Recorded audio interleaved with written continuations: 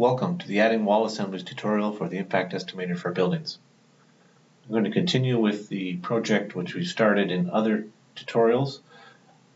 I'm going to go up here. It's loaded in the project tree, and if I want to add a wall assembly, I need to right click on the project level, add assembly, walls, custom walls. Click that and the custom wall assembly form comes up. As usual, we need to add a name, so I'm going to call it cast in place wall, and I'm going to define a size here. We have the length and height inputs, let's say 100 feet by 10 feet high. And then we need to choose the wall type that we're adding. We have these choices down here under available components.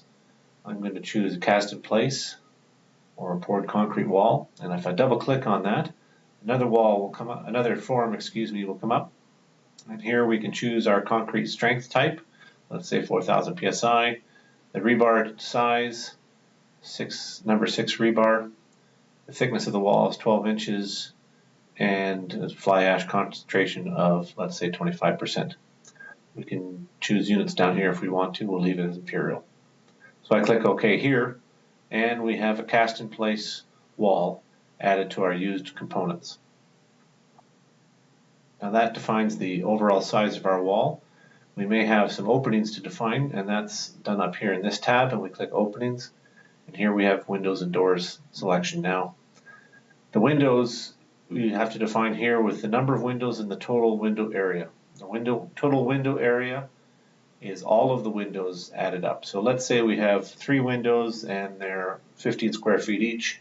That means we need to put in 3 windows here, and the total will be 45 square feet. That's the total area of all the windows. We want to choose our window types over here.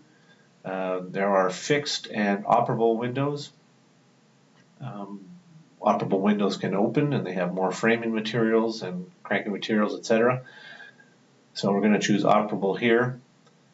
The frame type and the glazing type are default to none. If you wanted to look at your wall effects and not consider the window effects, but you have to define the area that's missing from the wall, this is the way you do it. You define your window area here, and you choose none for your frame type and glazing type. But we're going to put some windows in here. We have 4 choices of window frame. I'm going to choose aluminum for the example. And we have 4 choices of glazing type, double pane glazing type. I'm going to choose low E silver argon filled glazing. Doors works pretty much the same way, except the door is a standard size. It's 32 inches wide by 7 feet high, or 84 inches high. I'm just going to choose the number of doors here. Let's say 3 doors. And I can choose a door type. Again, I can leave it at none if I'm trying to account for the opening in the wall, but not the door itself. But I'm going to choose a solid wood door here.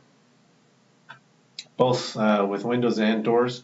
The next time I open up an opening form, I can click Use Last Configuration, and these values will be chosen for us.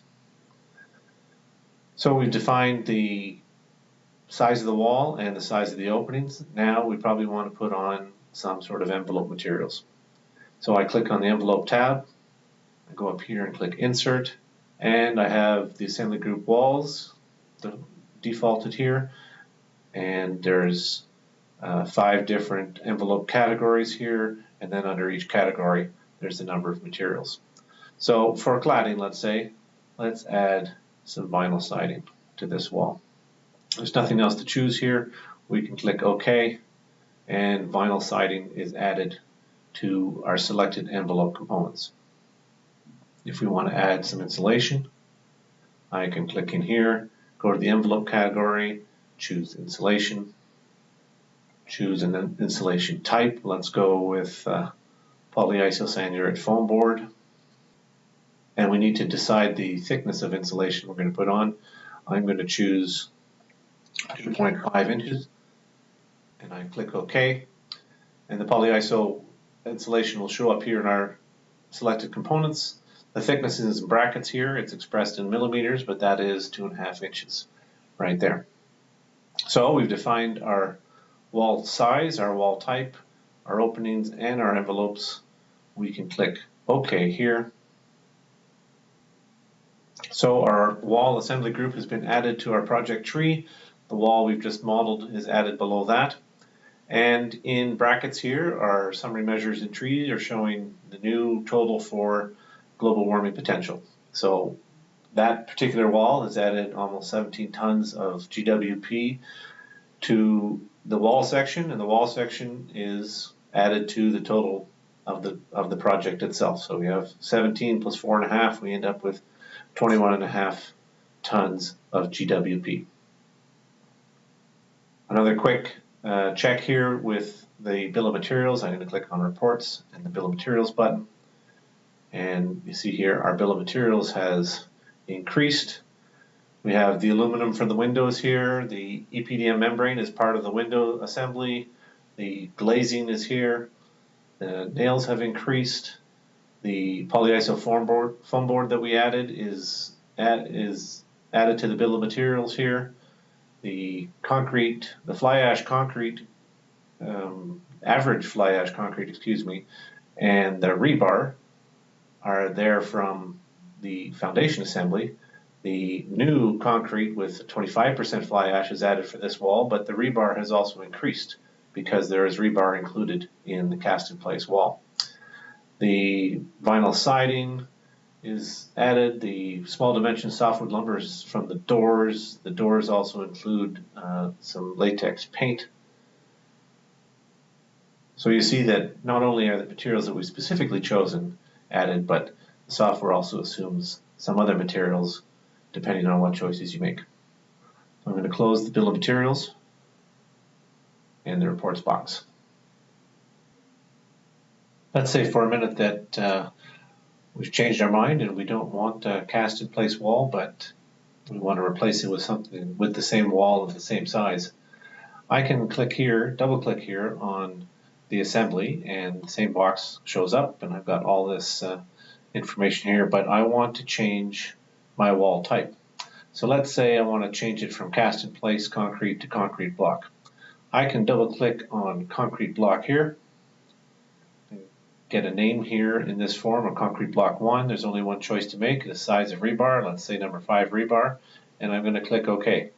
So right now I've got a concrete block wall with all the same dimensional information, the same openings, and the same envelope as I've chosen before, and I've added it to this assembly. Now I'm trying to replace it, so what I'll do here is I'm going to click on cast in place, and I'm going to click delete down here and confirm it yes here. So now I've replaced that wall with concrete block wall. In this wall, I probably should change the name to concrete block. And if I click OK, the tree up here will change. You'll notice that the total of GWP in the summary measures has changed, but it's an easy way to check between different assembly types. One way this is useful is I could have taken the cast-in-place wall, right-clicked on it here, and copied to project. If there had been a second project open in the tree, the other project name would be available down here. That way you can duplicate the same assembly and then quickly change to a different type, and then you can compare the two projects together to see what the difference is in your summary measures between those projects. And that concludes the wall assemblies tutorial.